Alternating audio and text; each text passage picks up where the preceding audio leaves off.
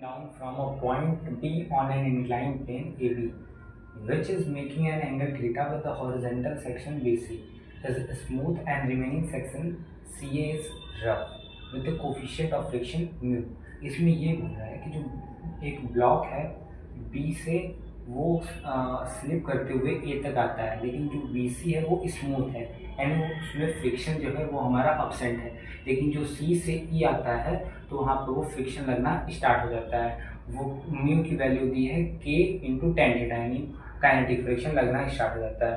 तो इसको हम दो तरीके से कर सकते हैं, एक वर्क एनर्जी थ्योरम और दूसरा काइनेमेटिक्स और एनएलएम लगा के। तो पहले हम वर्क एनर्जी थ्योरम से इसको सॉल्व करते हैं। तो वर्क एनर्जी थ्योरम क्या कहता है कि work done by all the forces is equal to change in kinetic energy. तो इसमें दो फोर्सेस तो इसमें दो फोर्सेस लग रहे हैं, एक ग्रेविटी लग रहा है और एक फ्रिक्शन लग रहा है। तो ठीक है, तो work done by gravity plus work done by friction equal to change in kinetic energy. तो चेंज इन काइनेटिक एनर्जी यहाँ पे जीरो हो जाएगा। क्यों? क्योंकि जो फाइनल वेलोसिटी है वो हमारी जीरो दे रखी है और ब्लॉक जो है वो इनिशियली वो रेस्ट से स्टार्ट हुआ है, तो यहाँ से ये जीरो हो जाएगा। और ये जो हमारा फ्रिक्शन फोर्स होगा इसको देखते हैं। तो वर्क डन बाई ग्रेविटी क्या हो जाएगा? Work done by gravity force और उसी डायरेक्शन जो फोर्स है उस डायरेक्शन में डिस्प्लेसमेंट कितना होगा। तो फोर्स तो हमारा ग्रेविटी द्वारा इधर लगेगा और डिस्प्लेसमेंट कितना होगा वो देखते हैं। तो ये हमारा और डिस्प्लेसमेंट होगा यहाँ से लेकर यहाँ तक, क्योंकि ब्लॉक यहाँ पे था और यहाँ पे आ गया, मतलब फोर्स की डायरेक्शन में ये इतना डिस्प्लेस हुआ। अगर ये थीटा है तो हम लिखें यहाँ से sine theta equals to perpendicular upon में हाइपोटेन्यूस। यहाँ पे हमको दिया है कि जो हमारा BC है, मान लेते हैं ये लेंथ 12 है, तो ये लेंथ कितना हो जाएगा? L हो जाएगा। ठीक है, तो साइन थीटा यहाँ से हमारा कितना आ जाएगा? हाइपोटेन्यूस 3L है, तो परपेंडिकुलर हमारा आ जाएगा 3L साइन थीटा। ठीक है, 3L साइन थीटा हमारा आ जाएगा।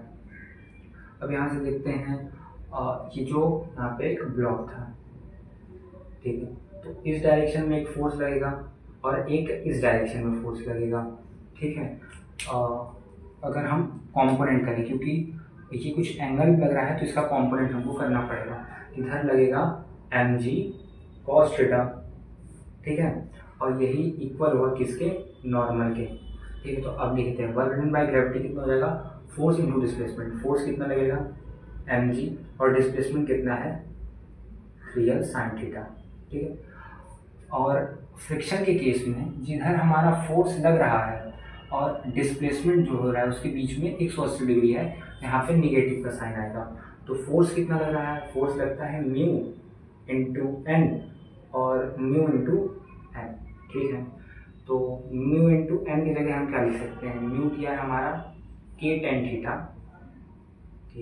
टेन थीटा, और जो नॉर्मल है वो mg cos थीटा के इक्वल हो जाएगा, mg cos थीटा।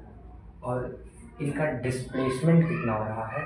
यहाँ से लेकर यहाँ तक ये फ्रिक्शन लग रहा था, तो इसका डिस्प्लेसमेंट हो जाएगा यहाँ से L इक्वल्स टू 0। तो mg 3L sine theta equals to K tan theta mg cos theta L। तो यहाँ से mg से mg कट गया, L से L कट गया। ठीक है, अब बचा कितना? 3 साइन थीटा अपॉन में cos theta equals to K tan theta. हमको यहाँ पे K की वैल्यू पूछ रहा था कि ये K की वैल्यू होगा क्या? तो sign theta upon cos theta होता है टेन थीटा, टेन थीटा से टेन थीटा कट गया, तो यहाँ से K हो जाएगा हमारा 3।